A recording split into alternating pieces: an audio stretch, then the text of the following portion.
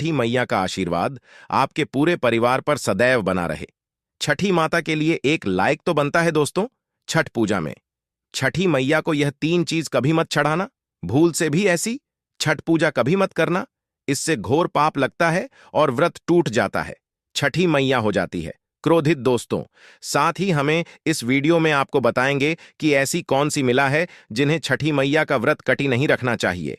यह घर पाप माना जाता है। माता रानी ऐसी महिलाओं से कभी परेशान नहीं होती है, साथ ही उनका घर पाप लगता है और वह पाप के महाभागीदार बनती हैं। छठी मैया का व्रत कार्तिक शुक्ल पक्ष की छठी तिथि के दिन मनाया जाता है। यह पर हर साल दीपावली के 6 दिन बाद मनाया जाता है कि परंपरा से शुरू होता है। भगवान सूर्य देव को आगे देने के बाद इस व्रत का समापन किया जाता है। दोस्तों, सनातन धर्म में छठ पर्व को बहुत ही अधिक महत्व दिया जाता है। यह पर्व मुख्य यूपी बिहार में बड़ी ही धूमधाम से मनाया जाता है। पर्व को पूरे विधि विधान से मनाने की परंपरा है और इनन का होता है। इस पर्व के प्रसाद को भी महाप्रसाद माना जाता है। इस 4 दिवसीय महापर्व में भगवान सूर्य देव की पूजा की जाती है। लिए दोस्तों, जानते हैं इस साल 2024 में यह पावन पर्व किस दिन पड़ रहा है और किस दिन से छठ पर्व शुरू हो रहा है। शुरुआत 7 नवंबर की देर रात 12:45 पर शुरू होगी और इसका समापन 8 नवंबर की देर रात 12:45 पर होगा। 34 पर हो जाएगा। ऐसे में 7 नवंबर गुरुवार के दिन ही संध्या काल का अर्थ दिया जाएगा और सुबह का अर्थ अगले दिन 8 नवंबर को दिया जाएगा। 5 नवंबर दिन मंगलवार को है, दूसरा दिन 6 नवंबर बुधवार को करना है, तीसरा दिन 7 नवंबर दिन गुप्त नवंबर दिन शुक्रवार को प्रातःकालीन अर्थ के साथ लोग आस्था का महापर्व छठ का समापन हो जाएगा। शुरू हो जाएगा कि 5 नवंबर से इस पर्व की शुरुआत हो जाएगी। पहले दिन लोग अपने घर की सफाई के साथ साथ अपने घर के सभी बर्तनों की भी साफ सफाई करते हैं। व्रतधारी इस दिन से सभी नियमों का पालन करना शुरू कर देते हैं और खुद को अलग कर लेते हैं। यहां तक कि उनके खाने पीने के बर्तन भी अलग होते हैं और 4 दिन तक सच्ची श्रद्धा से पूरे नियम का पालन के साथ इस पर्व को मनाया जाता है। ये दोस्तों, सबसे पहले बात करती महिलाएं हैं। लड़का और व्रत टूट जाता है। ऐसी स्त्री छठ पूजा से रहे दूर। दोस्तों, जाने वाली शक्ति तिथि को यूपी बिहार में आसान भाषा में छठी मैया का कर यह त्योहार हालांकि महाराष्ट्र, झारखंड, उत्तर प्रदेश के साथ साथ पश्चिम बंगाल में भी मनाया जाता है। मानता है कि छठ पूजा के दौरान पूजी जाने वाली छठ माता भगवान सूर्य देव की बहन है। इसीलिए लोग सूर्य को अर्घ्य देकर छठ मैया को प्रसन्न करते हैं। वही धार्मिक पुराणों में माता दुर्गा के छठे स्वरूप कात्यायनी देवी को भी छठ माता का ही रूप माना जाता है, तो संतान देने वाली माता के नाम से भी जाना जाता है। मान्यता है कि संतान के लिए मनाया जाता है, खासकर वह शादीशुदा जोड़े जिन्हें संतान की प्राप्ति नहीं हुई है, तो वह छठ का व्रत रखते हैं। वही अधिकार है अपने बच्चों की सुख शांति के लिए छठ पर्व मनाते हैं। लेकिन दोस्तों, क्या आप जानते हैं कुछ ऐसी महिलाएं भी हैं जिन्हें छठ पूजा का व्रत भूल से भी नहीं रखना चाहिए। शास्त्रों में यह सबसे बड़ा घोर पाप माना जाता है। वही इस दिन महिलाएं ऐसी गलती भूल से भी ना करें। तो चलिए दोस्तों, जानते हैं। सभी से निवेदन है, इस वीडियो को लाइक करके कमेंट बॉक्स में जय छठी मैया अवश्य लिख दीजिएगा और एक कम कीजिए। आप अपनी राशि कमेंट बॉक्स में जरूर डाल दीजिएगा। यदि आपकी राशि के अनुसार हमारे पास कोई उपाय होगा तो वह आकर हम आपके कमेंट के रिप्लाई में बता देंगे। तो दोस्तों, नंबर 1, शास्त्रों के अनुसार जो लोग अधूरी शादी करते हैं तो यह हमारे धर्म शास्त्रों के खिलाफ है, शास्त्रों का अपमान है। अधूरी शादी जैसे कि कोर्ट मैरिज और शादी के बिना ही संतान की उत्पत्ति कर देना, यह सबसे बड़ा पाप माना गया है।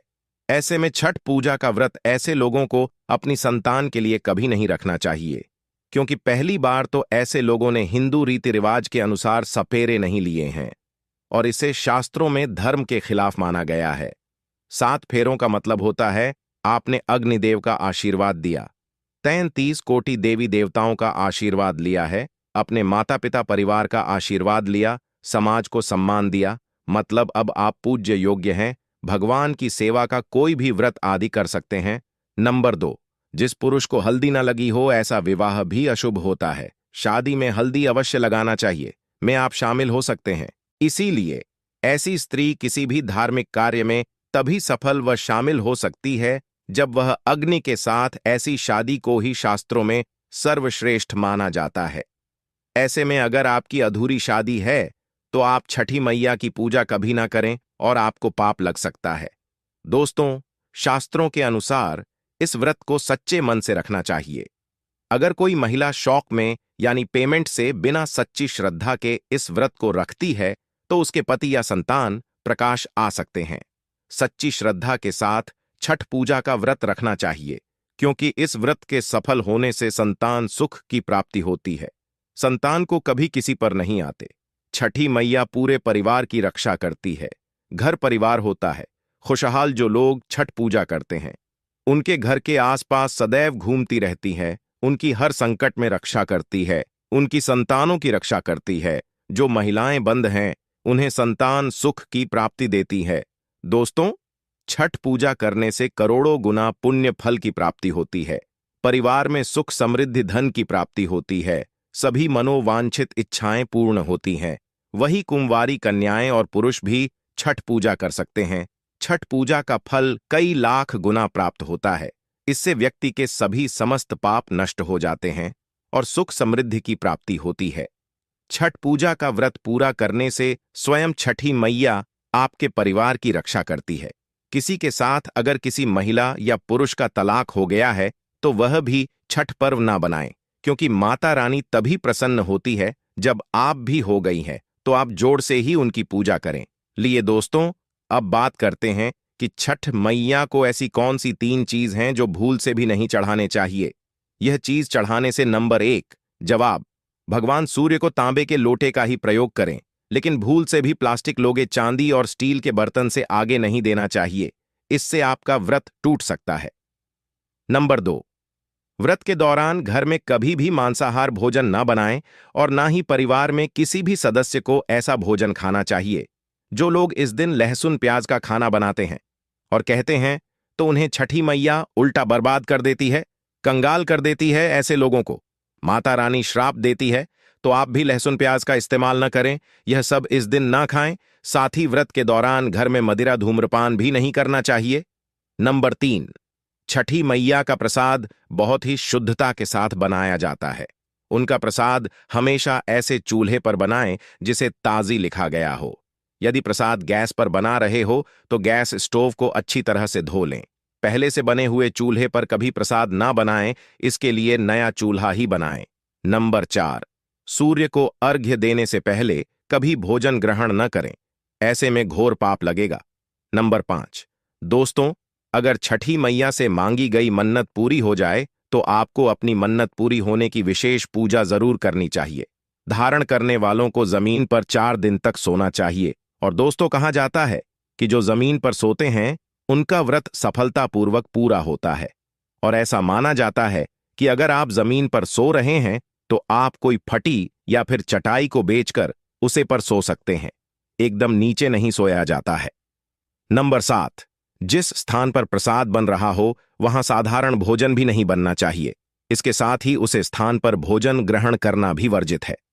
नंबर 8, प्रसाद बनाते समय अगर आपका हाथ नमक का हो, अपने नमक स्पर्श किया हो तो नमक का हाथ भी पूजा की किसी भी वस्तु या प्रसाद को नहीं छोड़ना चाहिए। नंबर 9, पूजा के दौरान अपनी वाणी पर संयम रखें। बुरी बातों और आदतों से इस दिन पूरी तरह से दूरी बनाए रखें। जुबान पर गंदे विचार भी नहीं लाना चाहिए। छठी मैया का आशीर्वाद पाने के लिए मन में किसी प्रकार के गंदे विचार नहीं लानी चाहिए। दोस्तों, इन दिनों में पूजा के दौरान घर में झूठे बर्तन और गंदे कपड़ों का ढेर बिल्कुल नहीं होना चाहिए। इससे छठी मैया क्रोधित होती है और व्रत टूट जाता है। और गंगा जल का पूरे घर में छिड़काव अवश्य कर ले।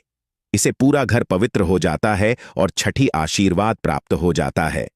दोस्तों, अब हम आपको छठी मैया की कृपा पाने के लिए एक ऐसा उपाय बताएंगे जिससे आप बहुत जल्दी धनवान बन जाएंगे। अगर आपने यह उपाय कर लिया तो आपको दुनिया की कोई भी ताकत करोड़पति धनवान बनने से कोई नहीं रोक पाएगी।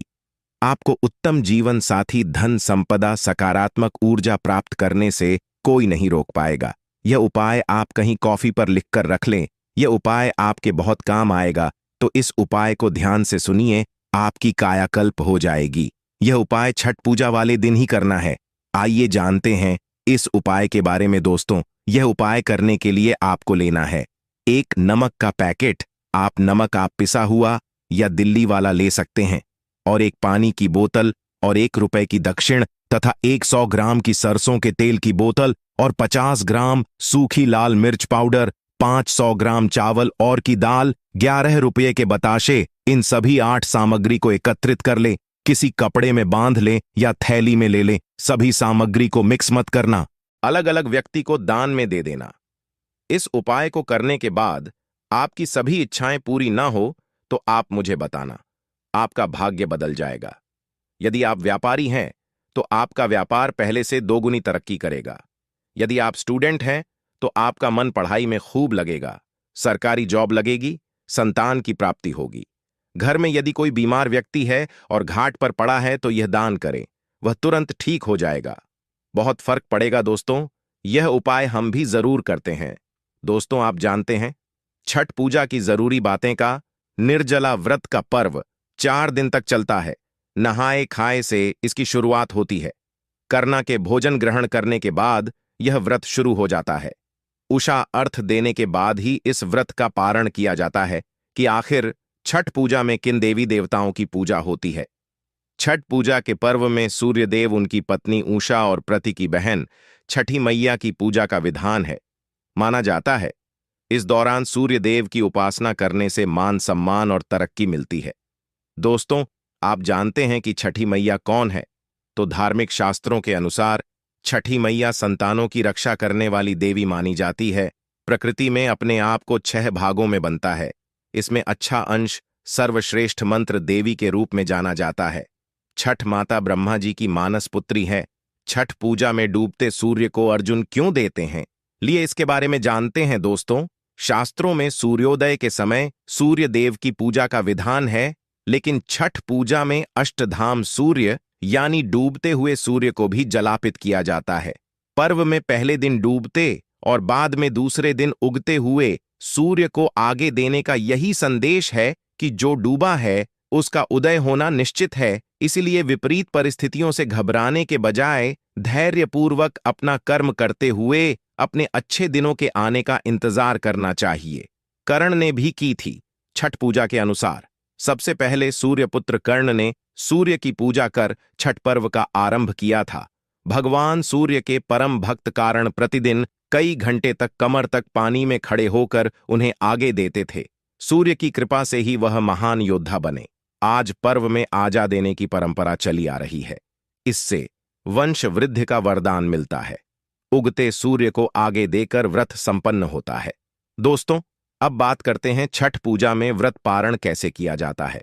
तो सबसे पहले छठ का व्रत खोलते समय पूजा में चढ़ाया प्रसाद जैसे ठीक हुआ मिठाई ग्रहण करें, फिर कच्चा दूध पिए। कहते हैं भोग का प्रसाद खाने के बाद ही व्रत पूरा माना जाता है। उपाय करने से सूर्य से जुड़े दोष कम होते हैं और शुभ फलों की प्राप्ति होती है। आइए जानते हैं दोस्तों इन उपायों के बारे में। पहला उपाय, छठ पर्व की सुबह जल्दी उठकर स्नान आदि करने के बाद पूर्व दिशा में मुख करके कुछ के आसन पर बैठे अपने सामने बाजोट पर सफेद कपड़ा बिछाए और उसके ऊपर भगवान सूर्यदेव का चित्र या प्रतिमा स्थापित करें। इसके बाद सूर्यदेव की मंत्र और पूजा करें और गुड़ का भोग लगाए। पूजा में लाल कुमकुम और लाल फूल का प्रयोग अवश्य करें। दूसरा उपाय, छठ पर्व के दिन सुबह स्नान आदि करने के बाद पहले सूर्य को आगे दें। इसके बाद वस्तु एवं कच्चे अक्षर यानी चावल रहते हुए जल में प्रवाहित करें। अगर सूर्यदेव को प्रसन्न करना हो तो इस दिन पके हुए चावल में गुड़ और दूध मिलाकर के खाना चाहिए। इस उपाय को करने से भी सूर्यदेव प्रसन्न होते हैं। तीसरा उपाय, छत पर की सुबह जल्दी उठकर स्नान अधिकारियों से निवृत्त होकर सूर्यदेव को आजा पूर्व दिशा की ओर मुख करके कुछ के आसन पर बैठकर रुद्राक्ष की माला से सूर्यदेव के मंत्र ओम सूर्य देवाय नमः का जाप कर सकते हैं। विभिन्न प्रकार की मिठाइयां जैसे कि लड्डू, जलेबी और बर्फी।